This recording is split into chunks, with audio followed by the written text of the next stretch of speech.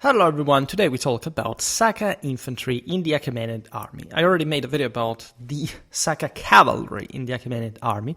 You know that I have this sort of spin-off series about the Persian wars, but mostly just classical Hellenic warfare, including, of course, Achaemenid warfare that we haven't really discussed much in thorough depth, exactly because we have also made lots of videos about these different peoples that could have, in fact, a standalone video for the same identical topic, and that, in this sense, we are also taking the chance of making for the same reason.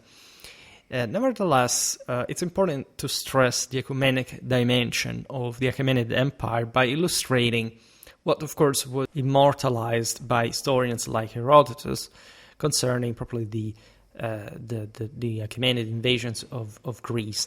And more. There isn't just that, right? This is the fourth video on the Sakas that I've ever made, and surely at some point we'll have to make an overall video about a general history of the Saka proper. The Saka were a powerful group of nomadic tribes living on the steppes northeast of the Achaemenid Empire, right? So basically Central Asia, were a significant component of the Achaemenid auxiliary forces consequently came from, given the immensity, first of all, of the territories controlled by the Saka, that were, in this sense, numerous. They were among sort of the most performing Indo-European peoples, military-wise, thus providing the universal empire of the time. In Western Eurasia, the greatest element, especially as far as mounted troops were concerned.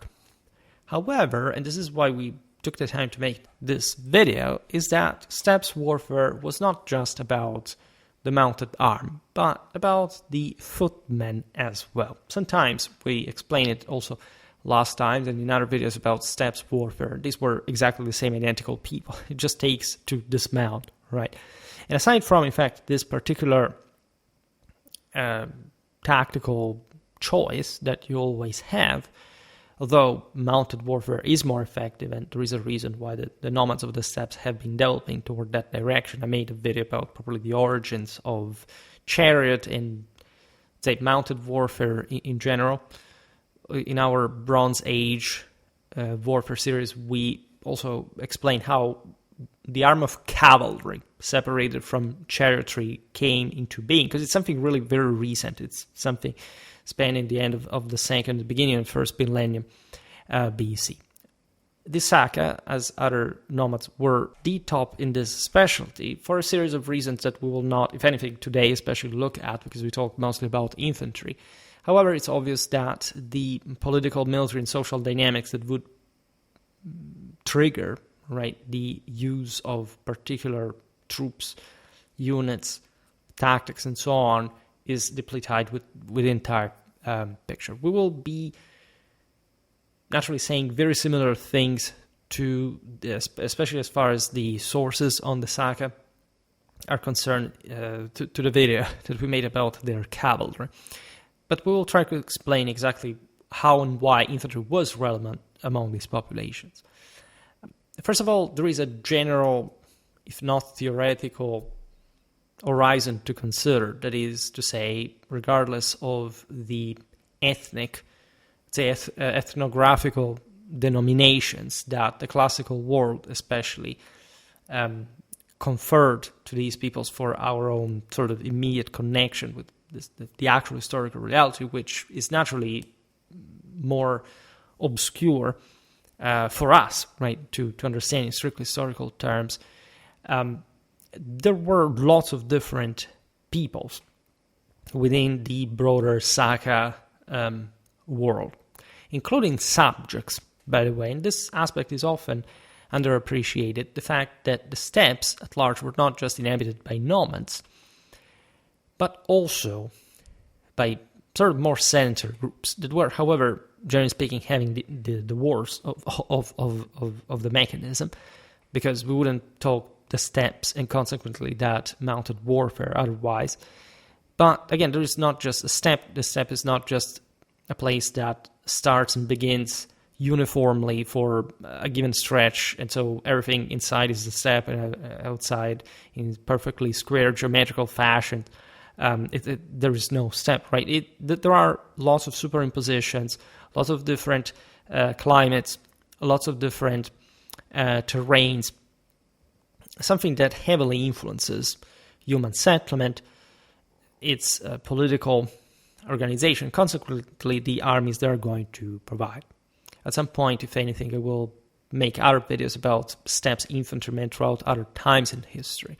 Needless to say, if you were an infantryman out there with all those horsemen around, not just you would have been a hybrid with that equestrian culture, and so you would have been able to fight in the same way. But at large, if you, say, were a community that did not have enough surplus to go to war mounted with any significant shock component, aside from the horse raiding, say the horse archery, the lighter forces, at some point you would have had to face the same cavalry on foot.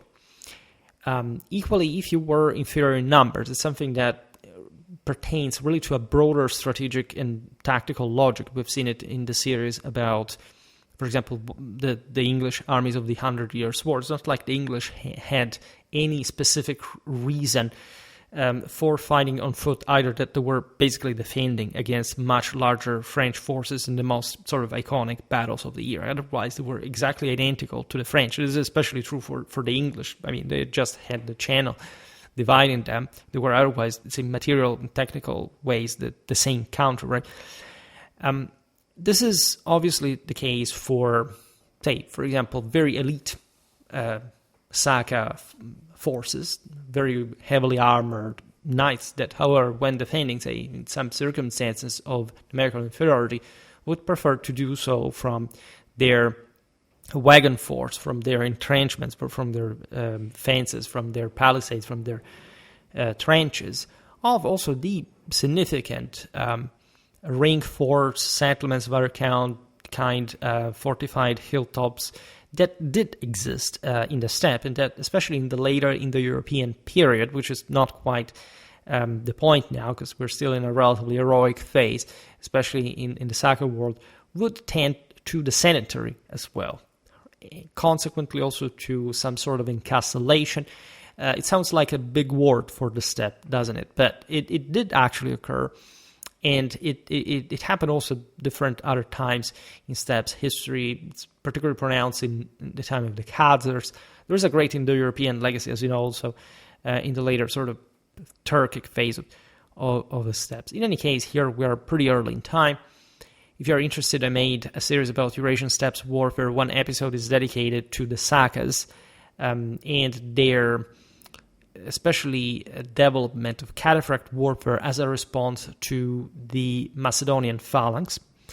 I'm going to actually make a video about, or a series better, about Alexander in Afghanistan, also because many of you have asked me to cover more ancient warfare, and or at least more than what we currently do, and that's such a fascinating picture because it shows you how far east the West and the core West, really well, you can say that the Indo-Europeans at large were the West in that regard, and they were indeed, but Alexander's campaign, it's not just, well, Afghanistan is just an idea, but if you look at how he fought against the Scythians, broadly, the Syr Daria, the general impact that this had on the nomadic peoples from the other side trying to defend in line. You know that these guys, this is what we're talking about today, they had been fighting, as we've seen in especially the last video about Saka cavalry and the Achaemenid army, together with the Persians.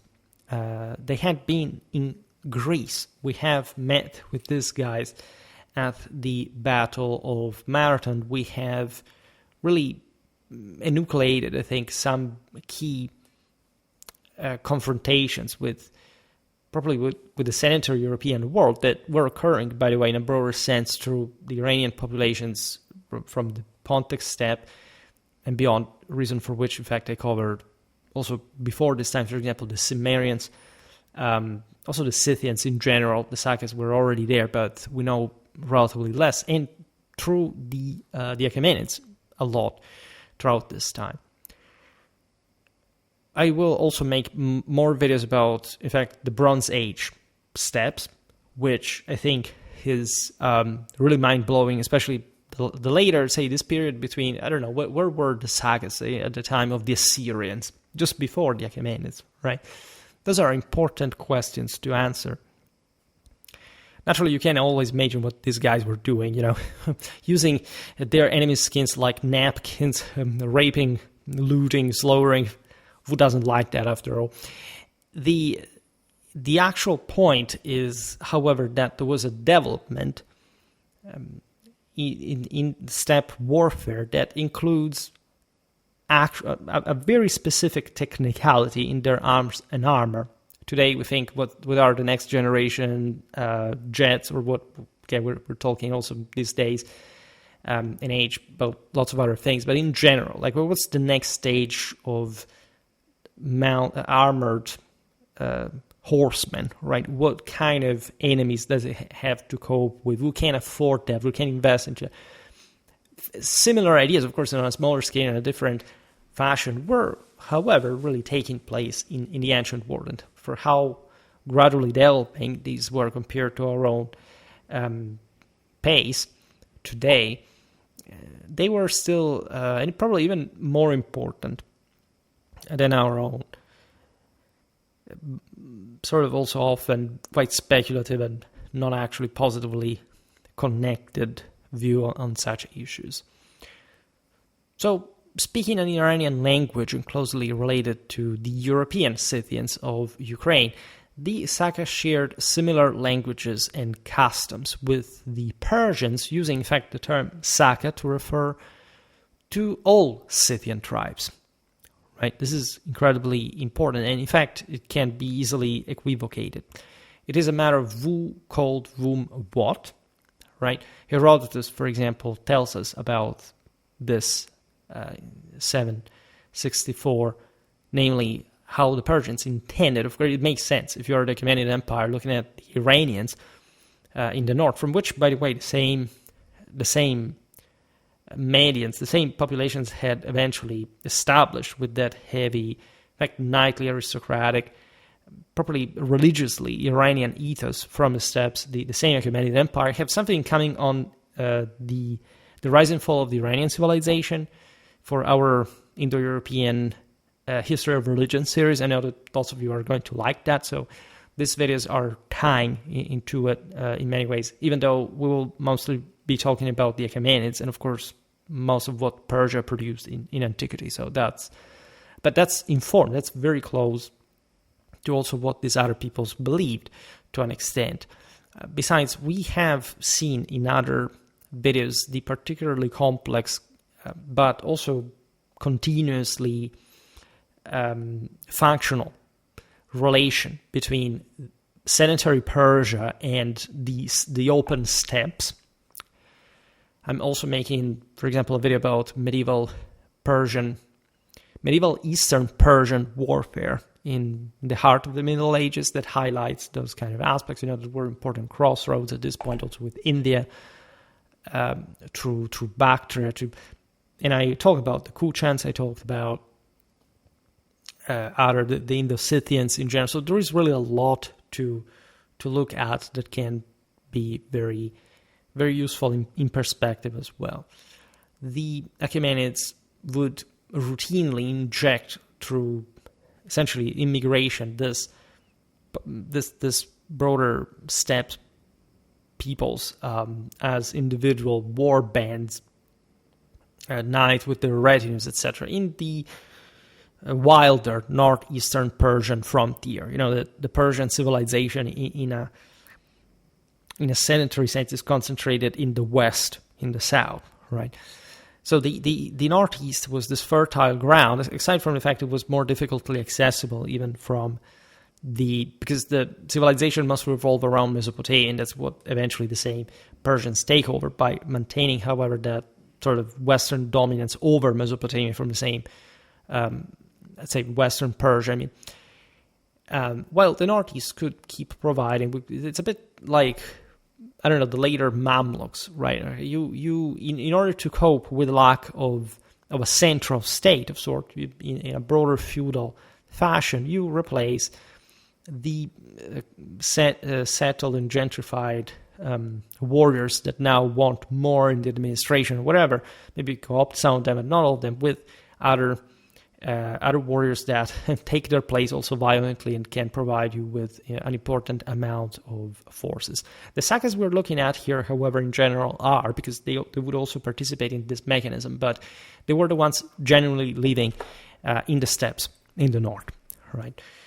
Which, of course, is a testament to the enormous reach of the Achaemenid Empire, very far. I would like to make a video about this also in terms of military influences, because we all know about the Persian invasions of Greece. But speaking about the east, the north, we also know more about, of course, the south, because the Achaemenids went over to Ethiopia, to Arabia, right? So that is notorious. But what about this northeastern frontier, right? It's not that simple. In general, these peoples were considered. I made an extensive answer to this in those Q&A video series about ethnos in antiquity, and I was asked essentially, were the Persians considered like a master race compared to the Arabs? Absolutely, right? But there was a level of kinness, say, that involved these Iranian peoples of the steppes that were considered superior to the sedentaries that the Achaemenids had subjugated. And so while in theory subjugated, because that's what the kings of kings claimed these peoples were, even though they were quite autonomous, and of course they had a sort of greater sense of independence and say self-awareness, and almost parity, in fact, with the kings of kings. While subjugated, these peoples were properly cased on their own. They were superior, right? And it would be very interesting, in fact, to study this through the lens of the traditional estates hierarchy as well among peoples, because that's a fantastic example to exactly explain how no nation is equal in traditional in tradition. As a consequence, also from a military point of view, they're going to do different things. And the sagas are mostly remembered for, of course, their knights. But of course, they had their own infantry. They had their own retinues, even from the steppes. Naturally, some of these guys, as we'll see now, were probably armed by the Persians. They were warriors, by the way, considered this. And by approximation, they were, we can say, fully professionals. At least they didn't have a hell of a collective discipline other than the elite, especially the infantrymen, because there was no state in the steppes. There was not enough surplus to concentrate. In fact, the actual reason why knights are prominent in this area at the end of the day is the fact that most people are broke, all right? And aside from other climatological, environmental issues, the human development communities tended to basically just confer authority to these leaders that naturally required a lot of land in order to have an effective cavalry, but that was really like a tank, a steamrolling force that, in fact, the Achaemenids could use also just in limited numbers, given that, especially if you look at those campaigns to Greece, but also in other very far away places from the Achaemenid heartland, had scarcely, like they were really traumatically stretching their supply lines. All right, we will talk more about, of course, the Persian wars and the Achaemenid army. That was a formidable host. In fact, what I was recalling at the beginning regarding all these peoples that made up the Achaemenid armies is something that eventually the West, at least in some post-traditional fashion, equated to some sort of barbarity, right? The notion that the Achaemenids were just a horde of Easterners without sort of Western affiliate. Of course, there was some of this. There were lots of peoples that came from also countries that were, for example, Semitic in large force. So, they were an exotic empire, or something very different from the Europeans. But still, right, they were at the core of their imperial dominion, Indo-Europeans, and their nobility was, in this sense, their ethnic nobility was informed by some of the highest, in fact, adherences, let's say, to that traditional mythology. And that's what we will talk about. The Greeks themselves being quite open about it and admiring the essentially chivalric and knightly culture of the Achaemenid elite that had, in fact, by far the best cavalry around, especially compared to the Hellenes. Not just because of the Sakas, but the latter are literally the pinnacle of that. Besides, remember that if there was any literally named Aryan during the Persian Wars, those were the actual Aryan tribe that was among these Iranian nomads in the steppes. Anyhow, right, we, of course, made a video about the rise and fall of the Hellenic civilization through an Indo-European lens as well. We'll come back on these topics. I have quite interesting stuff incoming with September. You will see.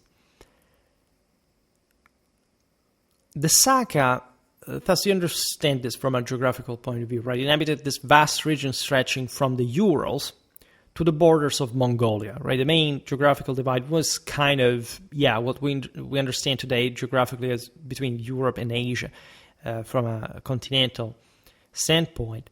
So the borders of Mongolia in the east, by the way, the Indo-Europeans really arrived very far northeast, right? At some point, the Proto-Turks, the Proto-Mongols were squeezed, compressed into a sort of terrifying ghetto of the steppe, after which they sprang out as basically the Indo-Europeans had dominated almost the entirety of the steppes. The best steppes were in the west, by the way. It's something you want to take into consideration in broader historical fashion, also considering where did the Mongols come from even later. Like what we the Mongols, I take the time to make these references to my past work because you see, even from a video on the sagas, you can reach that. The Mongols, I made lots of videos specifying their great military status, their contribution to the development of the art of war, their immensely competent and efficient military machine, and their enormous success across Eurasia. But it's not like they were this overwhelmingly advanced or radically especially long-term successful people that some would like to make, right? Compared to other sort of general waves of the steppes, historically they were among some of the last. It doesn't matter how big and clamorous they were in the moment, but quite soon they also fragmented. And if you look at what Mongolia was, not just at the time, but at the time of the Sakas, for example, well, you can get an idea of this. As we were saying before, the Achaemenids dealt with these peoples as a whole, considering that there was actually a divide, as we will see again, about within the same saga. And we don't know how far northeast the contacts with these peoples came. Pretty sure that there were people as far as Mongolia that at some point arrived in the Achaemenid Empire. Maybe did not participate to the expeditions as far as Ethiopia or Greece, but we can't exclude that either, right? What we know, of course, through the scanty historical records is that Persia primarily interacted with the Western Saka, so the groups living, of course, closer to the empire. Any other further subdivision is complicated, and it's mostly something you have to imagine, because even though we have archaeological finds, as you know, there is no such thing like a tag, right?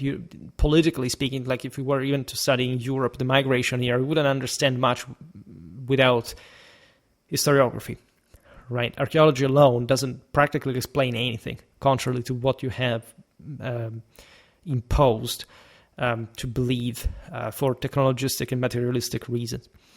In any case, archaeological finds that are, of course, crucial, especially for this populations that did not write, essentially.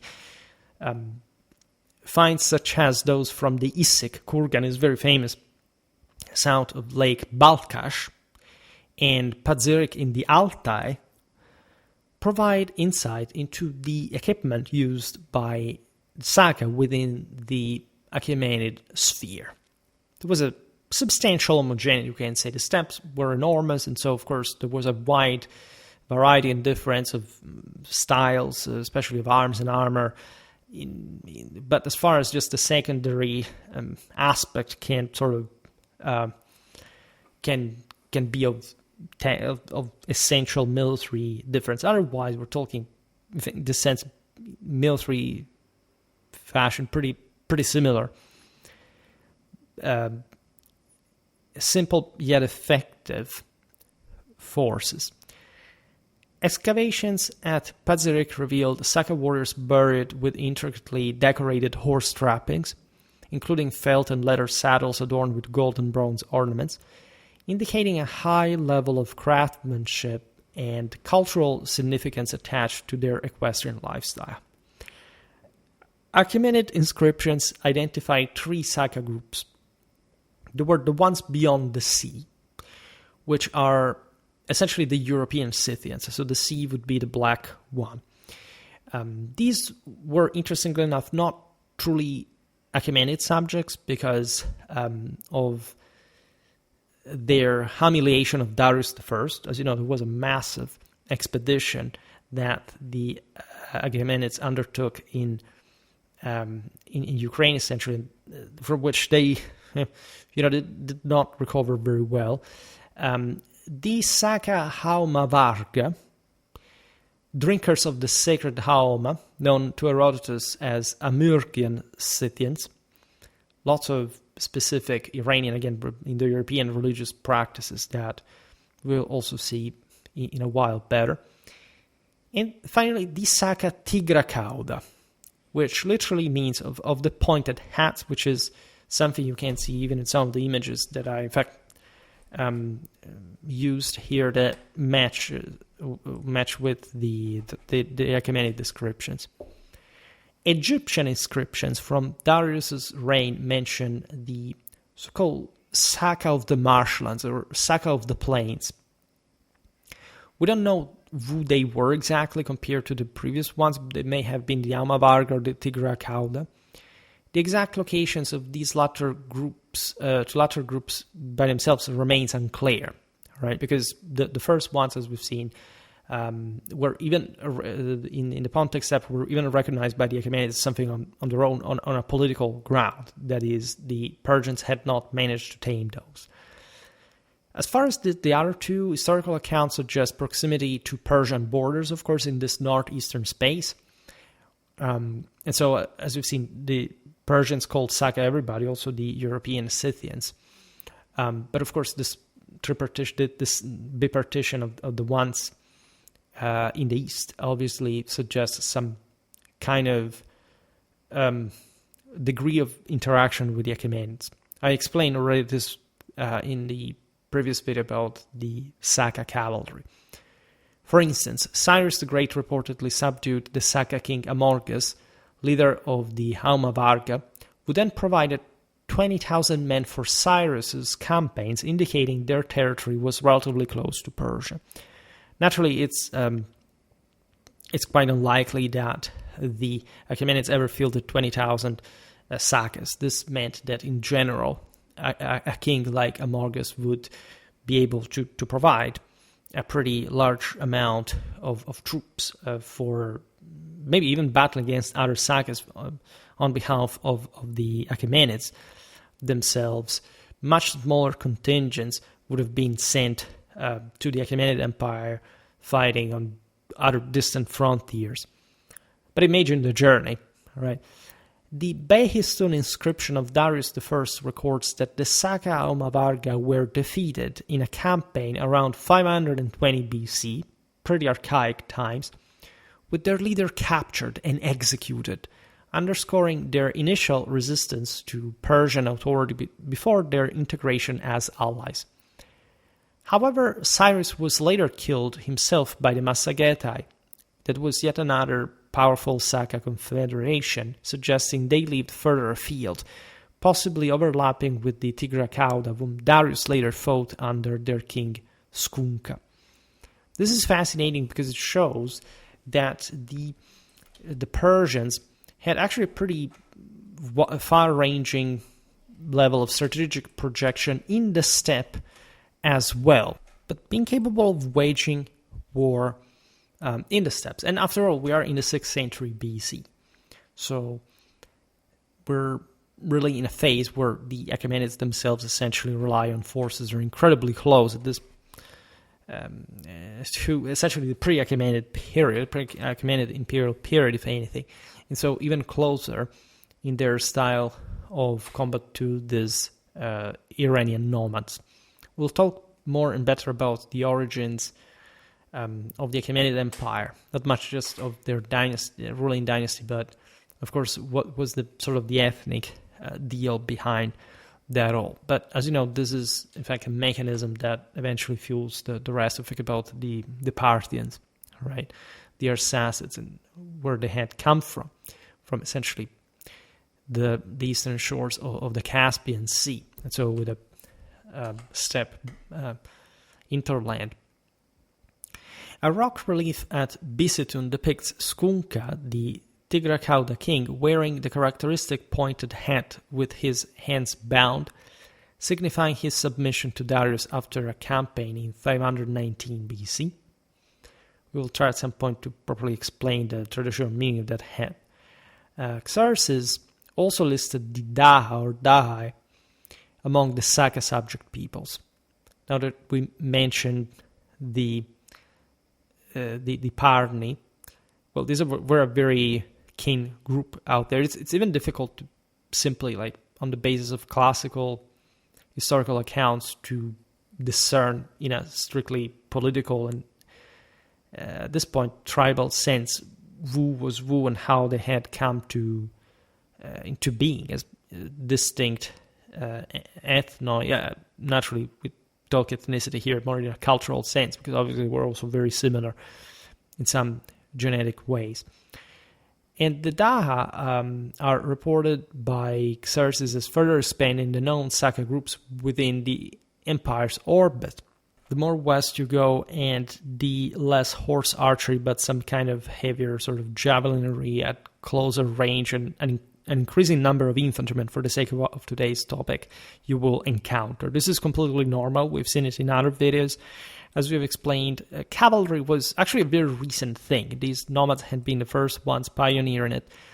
But there was not just a lot of infantry warfare in the general principles of any people, as we explained before, but especially the Western, the sedentary influences were quite relevant, at least for the development of steppe warfare. What we explained fairly well in that video about the Sakas against the Macedons is that, and throughout basically the entire Eurasian steppes warfare series, is that basically all that sort of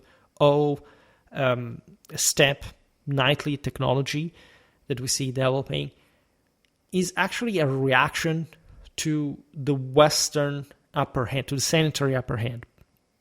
This is true also for later people, not just for the Indo-Europeans. Sedentary civilizations had the strongest military, and this is true also for the Achaemenids. So that early development, as we've seen here also with some of these guys actually defeated and tamed by the Achaemenids at a point, would have prompted specific changes, right? Consider that for example, the greater availability of armor that would be important for the development of same steppe knightly panoply was something that the Persians also helped these guys developing, because aside from some sources they had, there was also an intense trade with we know that, for example, for the Hellenes as well, that sold lots of weapons to the Scythians, and at that point it didn't even matter whether this weaponry was particularly fitting the general style of combat. You could have Scythian knights that still looked a bit like hoplites on horseback, and of course that outer look has nothing to do with the one you're actually going to find, because, and I'm not going to digress on the theory of this, but of course a helmet is a helmet, a cuirass is a cuirass, a sword is a sword. It can be more or less modulated on a specific type of combat and general context, but at large it has basically the same function. Imagine this world as fluidly interconnected as it gets, especially considering the chivalric and in the sense also errant, nomadic by definition, lifestyle of a Saka warrior, worth his renown, blood and nobility.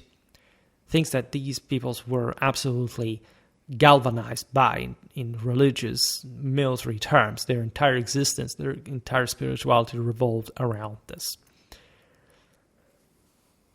The Saka's political relationship with the Achaemenid Empire was quite distinctive. Unlike tightly controlled provinces, the Persians did not appoint governors over major Saka tribes. This was not just unfeasible in concrete terms, but also counterproductive. The Achaemenids recognized the nobility, the freedom of these populations. It's what we have covered in part in the video about the imperial Catholic Germanic miracle, right? The idea that the Franks reinjected in the Gallo-Roman world this originary meaning, the primal meaning that the Romans had at some point upheld, proving that by the conquest of the world, by the way, of a recognition of individual freedom, right? A leadership without formal ties, without impositive demand. Essentially, the greater leader would have been followed by his retinue, by the other freemen. And once the war was over, everybody, the system reharmonized. Of course, it's not like everybody was equal, but there was no need, essentially, to create another structure on top of that to make things work. Naturally, this is an interesting philosophical take on the same civilization, because as we just explained, the Achaemenids were more powerful than the Saka. However, these evidently enjoyed a great liberty, and they were admired and renowned by the same Achaemenids for this. So never forget the incredibly feudal, knightly, nobiliar, vassalic relations essentially that existed in most of the ancient world, but especially among these populations. And the broader Indo-European legacy behind that, even for civilizations like the Hellenic or the Roman one, they actually believed pretty much the same thing. The same true for the Germans. Many people were also not living, in fact, in a feudal society, say conventionally meant. If we take the standard of the higher Middle Ages, for example.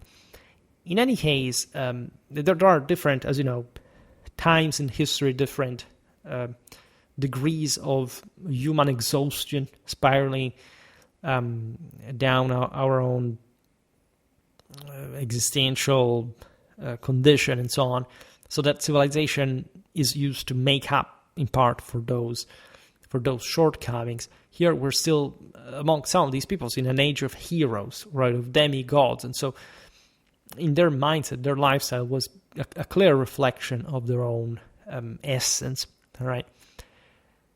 After defeating Skunka, I know it's funny because of the skunk in English, but let's be serious here. Darius nominated a replacement king rather than installing a Persian official, which was again obvious. You imagine the Achaemenids would have liked to control more directly with a greater iron fist, but who could control the steppes? Like, it didn't make any sense. It was a wasteland in many ways. It would have been incredibly unproductive. And so obviously it was all a system of clientele and patronage, naturally based on tribute of troops, which gets also to our point, suggesting the Saka were allies or clients rather than direct subjects, but still quite engaged with the Achaemenid Empire.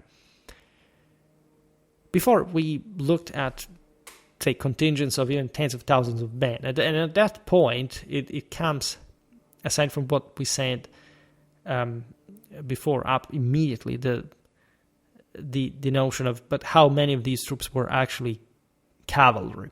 Because by steppe standards, pretty big numbers are historically showing up because of the large amount of horse archers. They were sort of almost throwaway units, right, for considering how cheap they were. Infantry could have, however, been used in quite interesting proportions. Remember what I said before, that the knightly lifestyle did entail also some form of further sedentarization. And this was surely happening. The more, you see, the more performing an individual knight is, the more people have to work for him. And they can't simply be knights, right? You understand there was a structure, a hierarchy in the Saka world, and so we see wealth of some kind. Yes, it's always by steps standards. But I mean, there were really powerful noblemen, very strong elites, a very substantial establishment that all, of course, entailed not just some nomadic raiders moving back and forth across the steppes, as it's something much more, for example, frequent and unstably evident in the period of the Turkic steppes, right? So again, time change in different directions. This Saka allied or clientelary status is reflected in perceptually tomb reliefs, where the ones I was talking about before, showing the double levels of essentially the higher race and inferior race, with some Saka throne bearers wearing torques around their necks, a feature shared only with the Arab figure known to represent a client state ruled by its own kingdom. All right. Thus, Saka soldiers in Persian armies were likely allies or mercenaries rather than conscripted levies, obviously enough.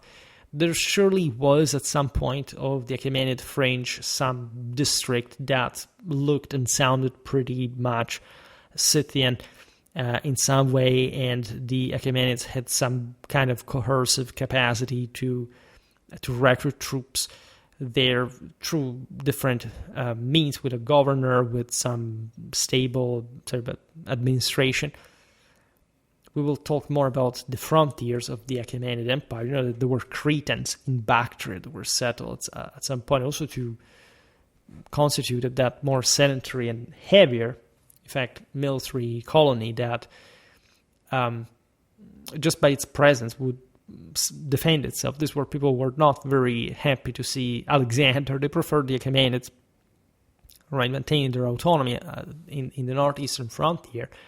Also proving how the sedentaries, also from other countries, the Greeks were definitely robust in that era, proving it against the same Achaemenids.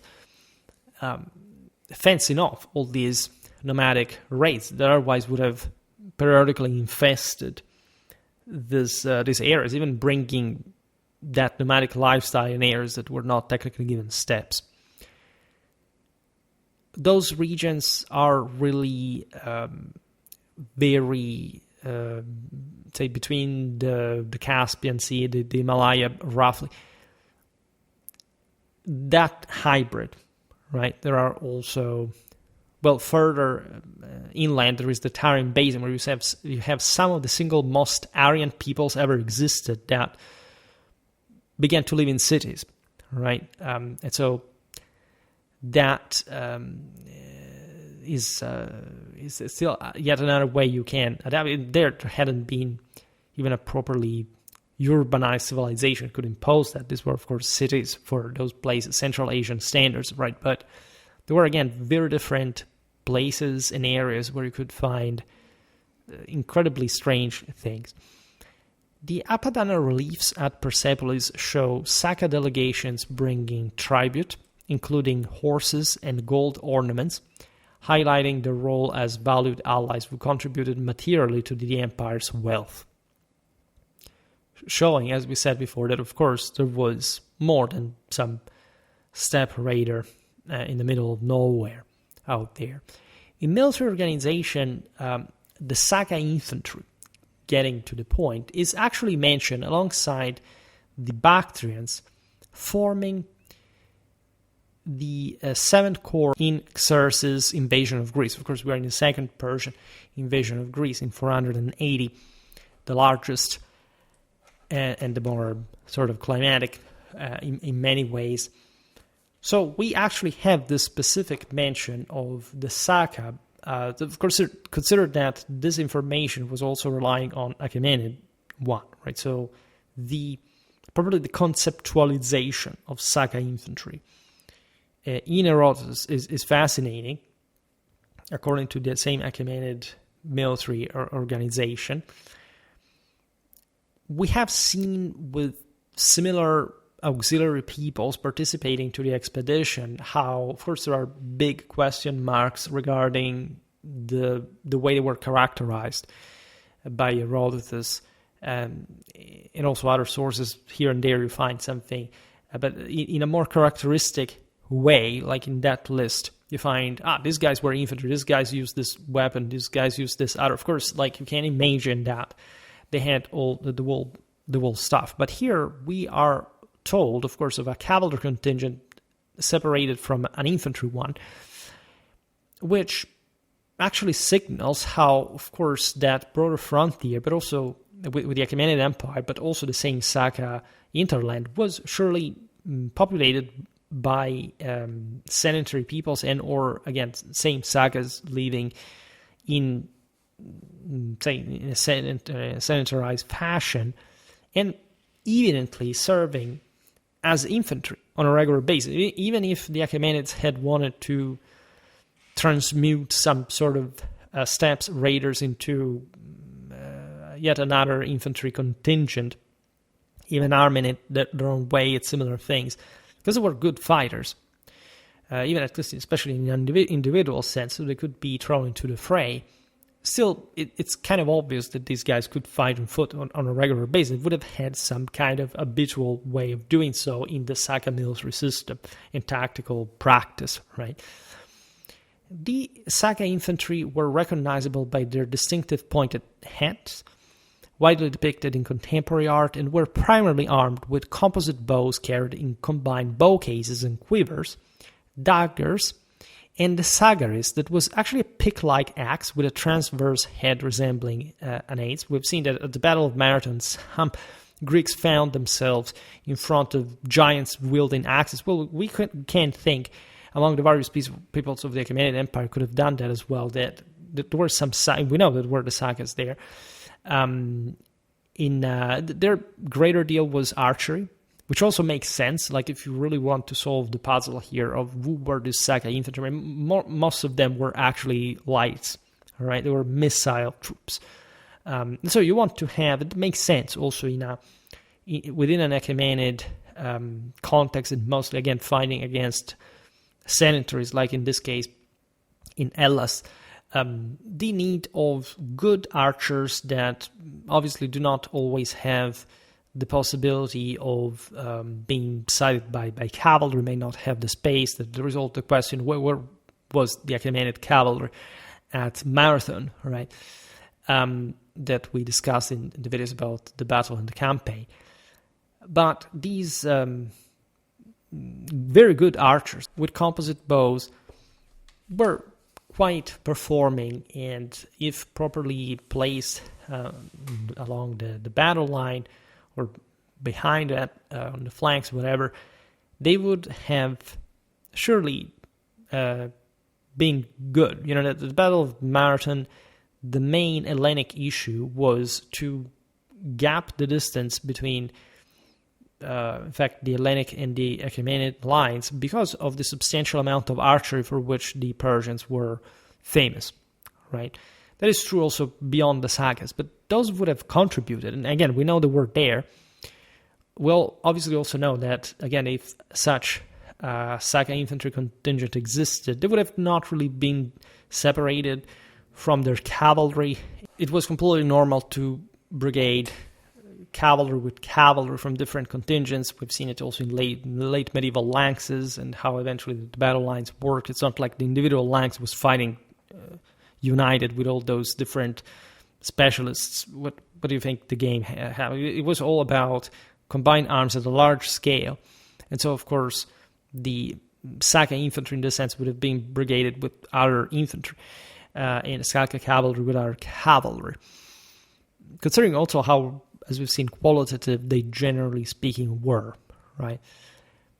We don't have to think, again, like an elite force altogether. They would have had some elite elements, especially in the form of cavalry. There would have been some kind of heavier troops also on foot, probably, even though they're not really showed, so even some armored archer, but the wide majority would have been really, those guys on pajamas that basically, you can see Rome Total War that they were in fact not so different from the rest of this broader Iranian hinterland of the Achaemenid Empire that much, right?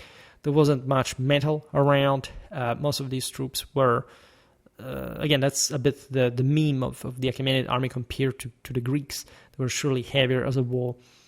But they had, as we've seen, their own wealth, and in general, it's still the collective dimension that counts. So, for example, spending resources to train these troops, even though, as we explained, the Sagas did not really have much of a coercive power without a proper state in the steppes, but was there, right? These guys were habituated to kill on some almost regular basis. They lived in pretty primitive and harsh conditions, so they made good fighters. They were something that would have been seen as prohibitive for some kind of sedentary Middle Eastern hillmen would have been immediately done by these guys that acted, if anything, on their habit of previous combat rather than thinking too much or being more contemplative than these other sedentary peoples. Remember, the Achaemenids properly separated these Iranian peoples, all essentially originating from the steppes, from the rest of the subjects. They were probably another level of mankind. Herodotus describes the Saka infantry in Xerxes' army as lightly armed, of course, emphasizing their bows, Akinakis daggers, and sagaris. The aforementioned references the same 764 in Herodotus. Achaemenid art, such as reliefs, supports this depiction of light Saka archers. However, their battlefield performance suggests, as we were already hinting at before, even a heavier equipment, at least in some contexts. In fact, at the Battle of Marathon, to be more specific, during 409, Saka infantry fought alongside the Persians in the center of the line. This is the element in the center that breaks through the Athenians, right? And at Plataea, I'm preparing a video on that. By the way, it's an incredibly complex battle, at least historiographically wise, and we will perhaps spend more than one video on it. Xerxes deployed the Sakas in the main battle line, indicating possible use of heavier arms, as we've seen, even axes and stuff. So we don't have a great deal of iconographic evidence for this. We also know, of course, that the Achaemenid infantry at large was lighter than the hoplites, so no, there wasn't some, ultra courageous, iron-covered infantry in the steppe that, had the tactic, had the that battle order that actually the same Achaemenids had inherited from the Assyrians, and it had also spread across the Mediterranean in Greece with Opletism, through that, as we've seen also in the Etruscan and the Roman world, just by imitation, just by a natural development of that clumsier line of different clans, different warriors' retinues that more or less gathered on the battlefield without caring much about maneuvering or redeployment in orderly geometrical fashions. The Achaemenids were incredibly advanced in this. It's possible that the Sakas serving in the Persian army were provided with some training, some collective training, especially the infantry, for stiffening their own order. But obviously enough, if these infantrymen were an habitual element of in Saka warfare, Saka tactics, they would have known their deal. And again, the fact that they used heavier arms still,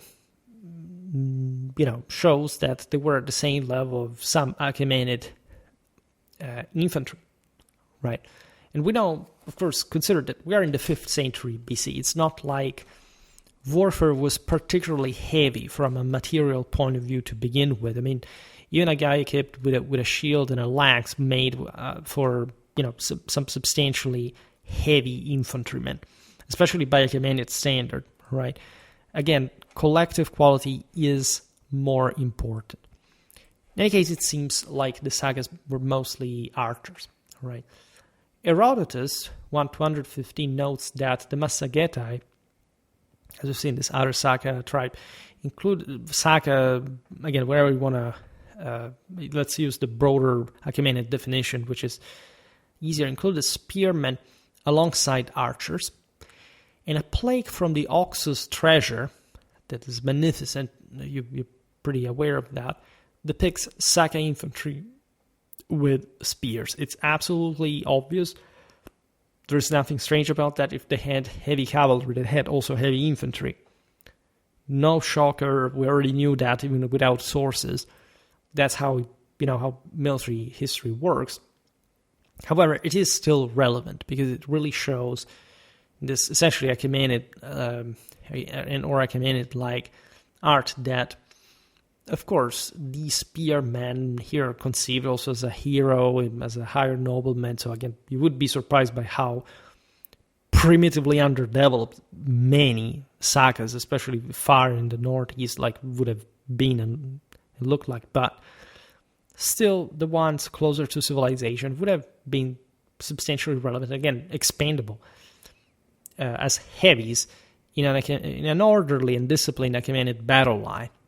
Right? Remember that the Achaemenids had a much greater collective training and discipline than the Greeks at that point. For example, it's absolutely notorious, right? I'm not saying anything strange. It's not a matter of opinion. It's just like what the entire historiography tells us.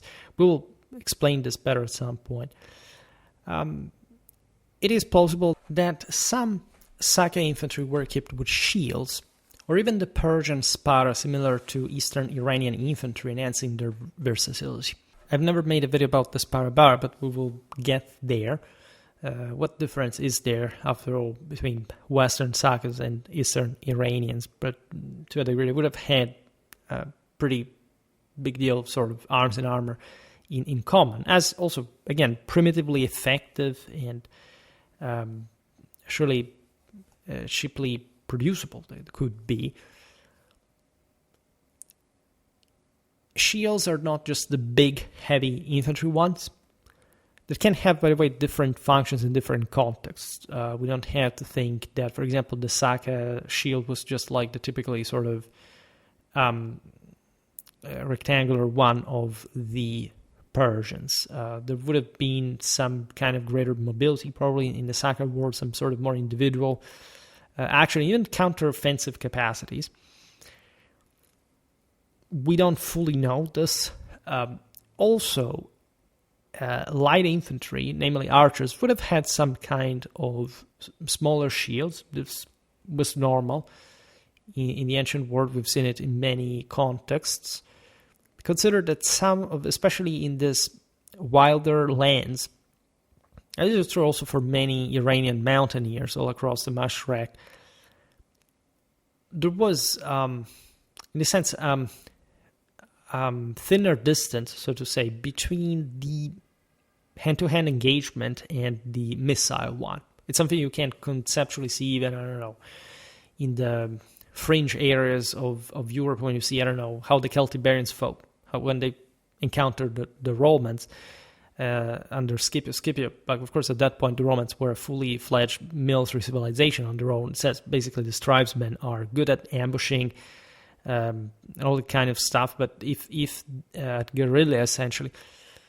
But if you have to bring them to fight in open field, they will not, because they know that they are, in this sense, not enough organized, disciplined to hold their ground. However, in that fringe context, in a one-to-one sort of context and or similar types of engagements, of course, the javeliner could pass to the sword and vice versa. So in the steppes, this would have, which is a slightly different environment, this would have looked like, again, these guys can't mount and dismount often. They will have some sort of, even, I don't know, war hammers, war axes, to use from horseback or on foot. They will have daggers of the Akinakis, as we've seen. So there is all a type of combat.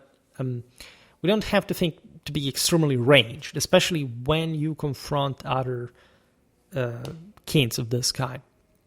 If you fight heavier troops like, I don't know, the Persians or the Macedons, at some point you will have to be wary at distances it's similar. But Sakas versus Sakas, yes, there would have been a consistent amount of ranged missile warfare. However, there weren't even just the big showdowns with massive amount of troops in the tens of thousands. It would have been skirmishes, raiding war. And so the individual action there would have contemplated the warrior as still as part of a unit, but still involved in kind of singular actions, even at close range.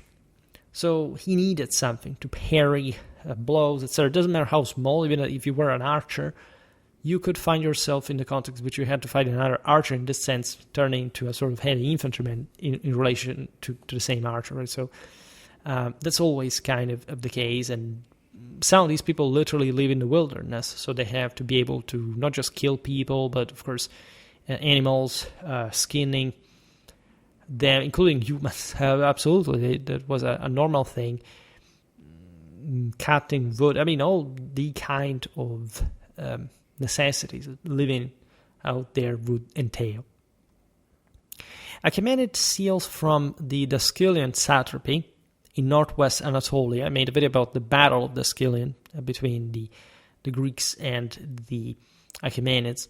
Depict Saka infantrymen wielding short spears along their bows, suggesting regional variations in their armament within the empire, and or at least that just noticed necessity to engage at close combat with relatively agile weapons, right? If you don't have too much armor, if you're fighting against a guy that doesn't have much of another armor, it's better to make it quick, right? If you don't have missiles, if you don't have throwing weapons of some sort, to just engage into this closer combat type. So before we also said that the more west you go, the easier it is to find javelins as opposed to bows, right? Achaemenid Asia Minor provides us with an interesting array of sort of iconography showing the same Achaemenids, by the way, not radically different from the Sakas in custom and weapon, right? In this regard, whether like we have one figure that uses this weapon or not is not really changing the broader picture. Of course, it's a very precious info. It tells us that there is something, again, closer ranged and more hand-to-hand oriented. But we also know that, generally speaking, very far from Daskylian, on the northeastern frontier of the empire, which is a very, very different world. We're talking thousands of kilometers away. Those guys fought with a bit different face. We're separating the Saka in this sense from the Scythians because it's a bit what we do as Westerners today, also in this geographical convention, to be more precise. But as we've seen also from the Achaemenid perspective, the Sakas were just everybody. So we don't know whether at the Daskylian we're looking at necessarily just something that looked more northeastern as opposed to Pontic, right? Which was just next door, by the way, because it was historically full of nomads from the Ukrainian steppes that came to raid the Middle East, the Levant, etc. The Saka cavalry, though not listed in Herodotus' army list, were likely part of Corps 5, brigaded with Bactrians, like their infantry counterparts. This is, again, also important. We know, of course, that there was Saka cavalry out there, but Herodotus does not at least list this, and, again, makes us wonder why that was the case in his account. which is not to be asked because it's Herodotus. If Bactrian cavalry is there, given that we're talking about that same northeastern frontier, it's more of a sedentary place overall, but it's borderline with the steppes. We know that, of course, it was some Saka, or maybe we don't know fully, like in by scale, like what was the deal here, how much the Achaemenids needed specifically Saka cavalry, relevant numbers, or if they had preferred infantry for some reason. It doesn't matter. All right, if the Sakas sent troops, obviously they sent both cavalry and infantry. It may be that there were more infantry than cavalry, right? Renowned, and the same goes for the Bactrians, right? Because even though these were largely mounted, people's famous for mounted warfare, and indeed in the steppes, the more you go in the steppe, the more important mounted warfare is.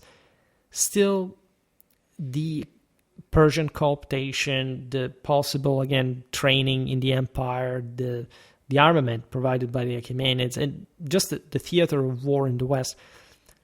Think about all the logistical issues, etc. Are simply just politics, right? Which is also the more unpredictable aspect. Would have sensibly altered the way these guys would have been able to fight. Again, it's not like a video game where you have just in the units roster just cavalry, or maybe if there is infantry, but you just think, oh, that's how those guys just fight. These are people. They will fight in different ways. It's not like a horseman was scared to fight on foot, right? So he would have been better spent in certain circumstances, but I mean, when you're fighting in Greece, it's a bit difficult to find an open plain where to use cavalry without effect, right? In any case, renowned as the most devastating cavalry in Achaemenid battle descriptions, the Saka were lightly armored mounted archers by majority, as depicted in Achaemenid art, but some, particularly the Massagetai, used heavy armor. At least we know of those in that literal vest, right? Literal armor. At Gaugamela, Massagetic cavalry employed both horse armor and more personal armor than their Hellenic opponents, potentially inspiring the Persian adoption of horse armor in previous times. We don't know this because, as we said, the capacity of developing heavier cavalry forces in sort of consistent fashion is more. It's proper of states of some sort. For example, if you look at, the early Parthians, right? Of course, they had a lot of cavalry, but were not so military performing and capable as the later Sasanians that had also a lot of cavalry, but that had split, for example, the cataphract archer because after Alexander, that's what happened.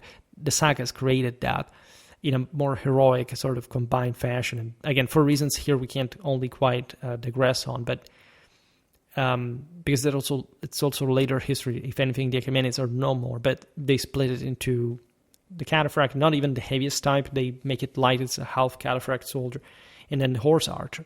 All right. So here, it is possible in the same way that the heaviest armor actually derived from the steppes.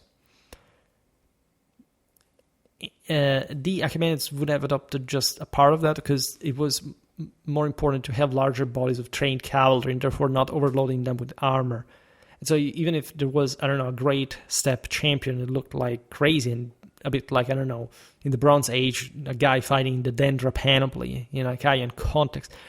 Still, that was impractical. It would be gradually diluted over time towards lesser sort of individual standards, but more collectively functional ones, right?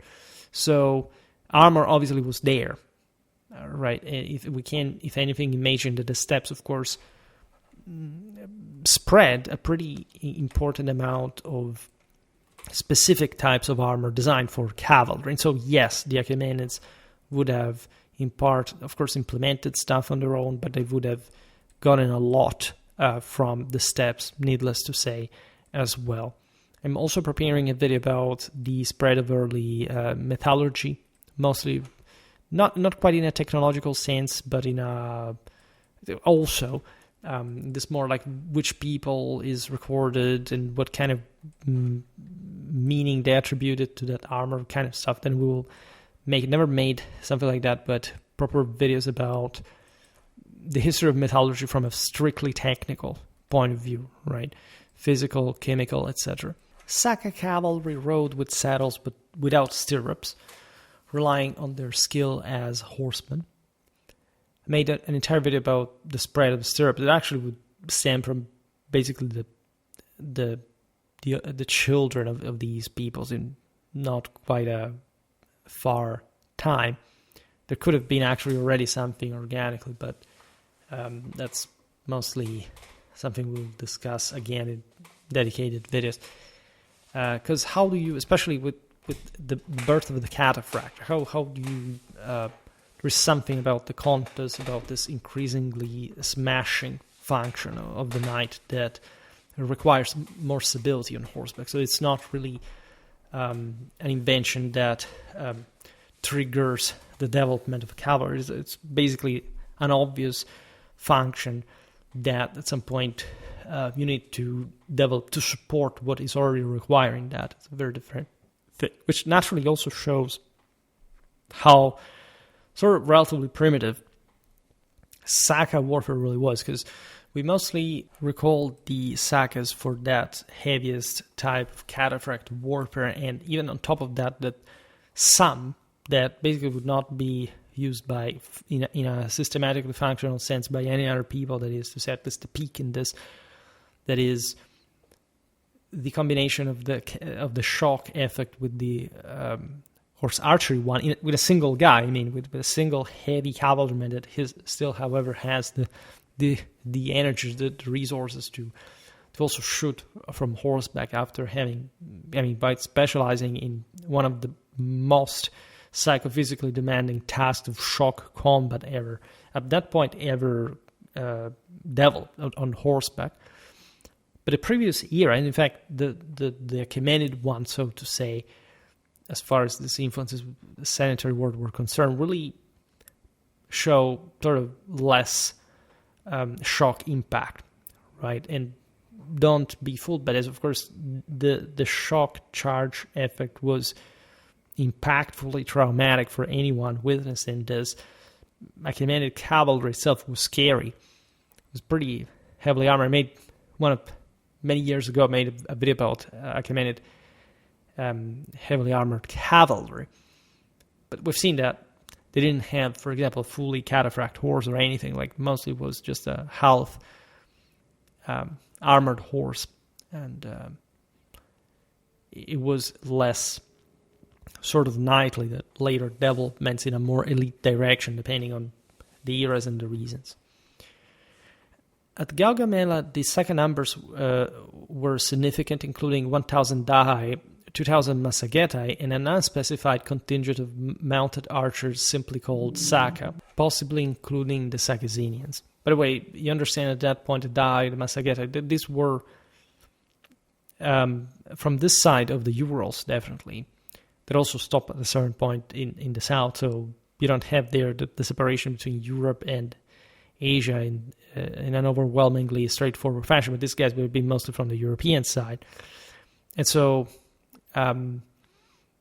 plus, again, this other, you see, mounted archers, so we may think that this Western horsemen were slightly heavier, not necessarily in the sense that, again, that individual champion thing was heavier there, but simply that as a whole, as we explained, they actually had a greater collective training, and in this sense they were more evenly armored, as opposed to the steppes where there was maybe one ultra heavy guy, but also lots of lighter ones, which is sort of typical, by the way, of historical developments in the steppes.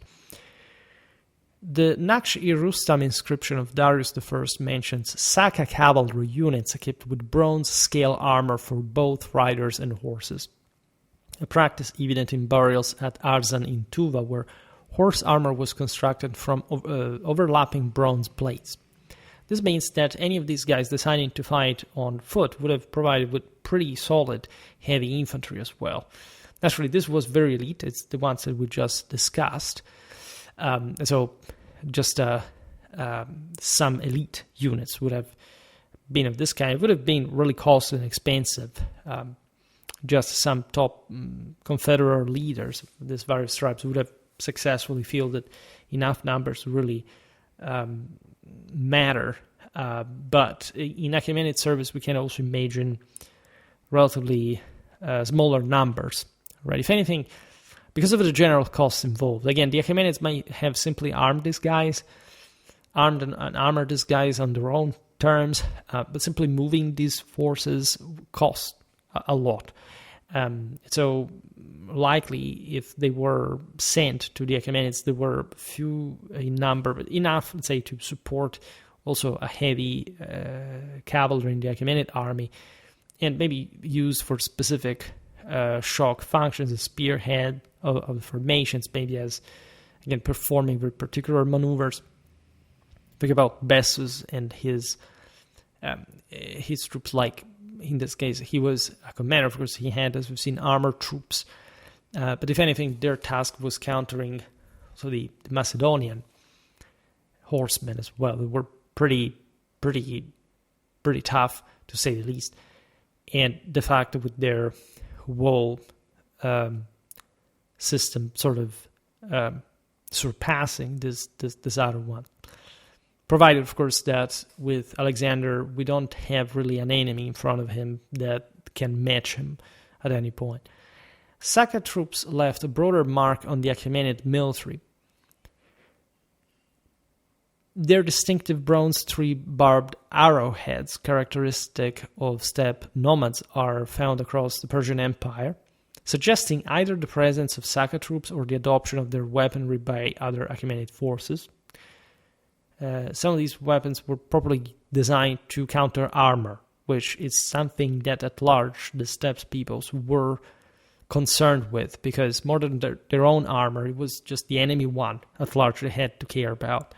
Because the enemy, as we've seen, the Senators had more of that to begin with. So again, they could develop their own designs for this greater functionality, but because they were generally speaking pressured in the steppes, and so they didn't really have the equal material wealth to simply counter these heavier enemies. They were more relaxed individually, but tougher collectively. However, evidence for permanent Saka settlements or garrisons is scarce. There would have surely been, right? For example, the place named Sivand near Shiraz, possibly derived from Sakavant, and so indicating a Saka military presence. A military settlement even of sort, but this lacks definitive confirmation. By the way, here we are, Shiraz, where it is, it's in the south of Iran, so of course the Achaemenids could have simply settled some foreign troops in lands that, as you've seen, were not so radically different in terms of ethnic background. As south as that, maybe a bit, because actually also the Iranian plateau is not entirely Iranian or Indo-European historical, so it's quite composite, but of course, why not? It's just like, I don't know, how there were, Celtic mercenaries in Ptolemaic Egypt. They weren't necessarily the backbone of the army, but they would do, and again, since they were essentially barbarians in search for pay, they made good warriors that were more habituated to that level of violence in the steppe. So in this case, yeah, it's possible. Just we personally don't know in this case whether the etymology of the settlement is true. In terms of connection with the Sakas. Babylonian documents mention Saka soldiers, potentially military colonists of the Saka Atru, performing roles such as escorting grain supplies on ships, highlighting their use as marines by Xerxes in 480. This is even more interesting because we tend to think, of course, that the steppes powers are fundamentally terrestrial, right? Those die in Massageta live pretty close to the Caspian. The Scythians also live on the Black Sea. And so there is actually a lot of interesting Iranian piracy and military activity, even in some parts of the steppes along lakes and rivers. Here, of course, again, everybody can adapt to any task, right? So here, since we're talking about infantry in very general terms for the sake of completion of our military historical series, we are focusing on that. But say even a guy that was habituated to fight on horseback at some point could have been used as a marine of some sort, as a soldier, right? It makes sense. There is nothing strange about that. And it's possible that some of these guys would have been even skilled in some kind of riverine warfare, and they would have toured the world to the extent they knew how to fight in any conflict. Again, there is nothing deterministic about, okay, you're a horseman, so you always fight as a horseman. No, right? And again, there are lots of soldiers that fight on foot on a regular basis as well. Cuneiform tablets from the Murashu archive in Nippur, dated to the late 5th century BC, record Saka soldiers receiving land grants in exchange for military service, indicating their integration into the Achaemenid economic and military system as settled colonists, for good, by the way. These communities would gradually blend with locals as well, merging with the ethnic landscape of the region. We've seen this also in that video about the Seleucid Empire, and this is important because we're talking the same Persia that eventually was part of that Hellenistic empire. We see that video was dedicated to Syrians, Mesopotamians, Persians that were eventually essentially subsumed over the centuries into the same Macedonian, so meaning probably the Pezzatyroi, the Phalangites, military colonies. So the ones properly that would provide with the top-notch soldiery of the empire. That is important because, of course, some of these men would eventually, by settling as military colonists, marry local women, and so automatically their children would sort of rise to some greater level. Consider, again, we have that impression of the classical world as a republican or democratic, but these military colonies were considered in very elite and sort of, elevated sense. Soldiery was, of course, connected with the imperium and all this stuff. Besides, living in places like, in fact, Syria, Mesopotamia, Persia would simply make you embrace the broader mentality regarding, especially this great empire that had, at that point, Seleucid times of the Diadochoi, gone, but that was still basically ruled by the Seleucids in quite the same ways, right?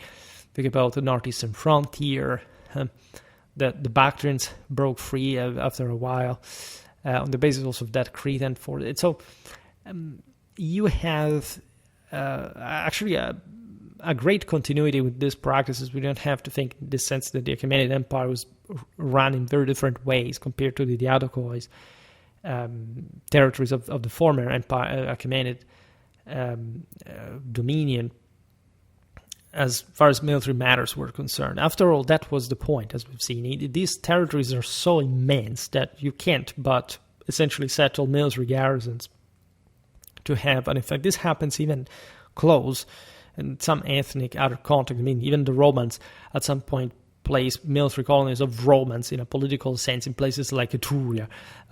It's just next door, right? So, but I think this, even in bigger terms, for empires to stretch from the Aegean to India. This is insane. It's a level of universal power that also gives you the same depth that the Saka's world would have had. The Saka's world would have been even much wider and much looser. So in ways that make also any kind of mindset historically unimaginable. Right, how a Saka warrior serving, say, in Greece under Xerxes would have seen the world. It's something we can't even begin to properly understand. Unfortunately so, because again, we literally know that they were there. After Xerxes' campaigns, by the way, references to Saka troops diminish until their notable presence at Gaugamela, underscoring their continued military significance. At Gaugamela, as you know, in 331 BC, where we have different sources, including Arrian, for example. We're talking about him. That recent overview I made about mostly the sources of the Roman army. And he wrote the Anabasis Alexander, that is, where in 311 he notes that Saka cavalry executed a flanking maneuver under the command of Bessus, we were recalling before. He was the satrap of Bactria, famously enough, targeting Alexander's left wing, demonstrating their tactical importance in coordinated Achaemenid operations. We understand the sense that cavalry was very well integrated. It was, of course, the best of the Saka forces. But as you understand here, there is probably also, we probably think, as we noted before, that the Achaemenids tended to interact. Probably the aforementioned separation between the two northeasternmost lands was probably a matter of interland, right? There was some Sakas that were closer to the Achaemenid Empire and others that were more far away. We don't understand, we don't know exactly, again, who was who. In the last video, I made some attempted explanations, but that's unfortunately as far as we know. Overall, we understand, of course, that these cultures were there. They're just a huge world on their own. Again, I'm very glad, of course, to be covering them, even if for this, I think it's interesting, this thing of the Achaemenid auxiliary forces, right? It really puts a lot of things in perspective. Yet, again, we also have to tell the story of these peoples on their own. So probably at some point, I don't know when, I'm going to make some more videos about these specific peoples in some greater depth, right? I made something similar, which I can show you here if I'm not wrong, about the Sarmatians. I created, I think, an ancient Iranian peoples playlist, yes, and that counts 31 videos.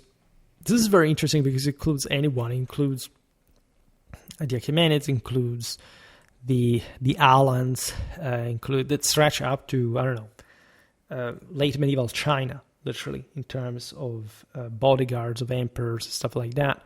We talk about the Sarmatians, the Yuezhi, Kushan, the Manayans, the Cimmerians, the Maotians. Again, there is a lot of stuff. The Irano-Germanic peoples. We have also all the Roman expeditions against Persia. So there is really a lot. It's a bit of a blender. But we already, in fact, made a video here I wanted to get about the Sarmatians. If I'm not wrong, yes, an entire video just dedicated to them as a people, in their own history. And probably going to make something about which also made lots of views, by the way, about the Sakas. And so we will get there at some point in more effective ways.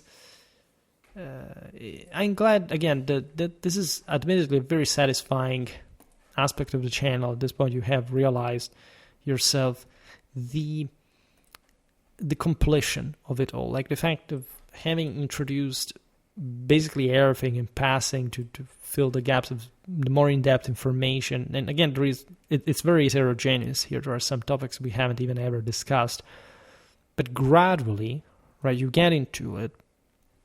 And the objective is, of course, to become this critical mass properly capable of, at some point, starting to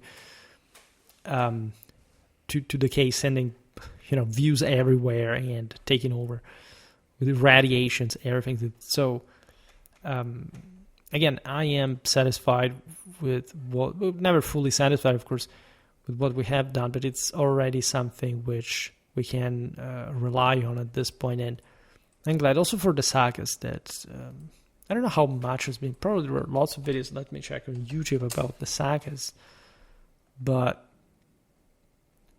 we have football players. Sakas, neither. Saka people. Surely there is something, probably really a lot because they're very iconic, but here it says just the Scythians. The Scythians, Saka language, really a 2 minutes video. Here there is something about, there is a video from 4 years ago about, however, it's 40 minutes, it talks about everybody. The Scythians, the Sakas, the Parthians, here the Saka language, people and culture, 3 minutes, okay, it's ridiculous. The Saka, here this is from 3 weeks ago and it's ridiculous, made with AI. I'm not even going to consider it. So actually there isn't much. And this is a problem. There are some scattered videos by people who here the Fitzland Museum. This is also animated. It's not a bad video, but it's just 4 minutes from the museum. Why Saka invaded India from 3 years ago from an Indian guy. There is actually not so much, and I can't find also my own content, unfortunately, which is probably indicative that not many people actually care or know about the Sakas that much. Again, we're contributing to